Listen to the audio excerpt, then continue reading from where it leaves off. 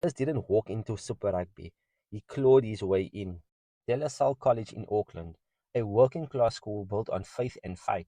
He captained the first 15 and was deputy head boy. But while private school kids got All Black under-18 trials, Wallace got nothing. No agent, no hype, just a development contract with the Chiefs in 2023, holding tackle bags and cleaning cones. Most players quit there. Wallace stayed. When starters went home, he kept working. When analysts stopped filming, he kept grinding. North Harbour NPC 2023, 7 games, 1 try, nothing special on paper.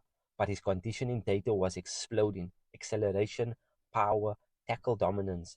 He was becoming something dangerous while nobody watched. Then 2024 hit. Injury ripped through the Chiefs' loose forward. Desperate, the coach called him up.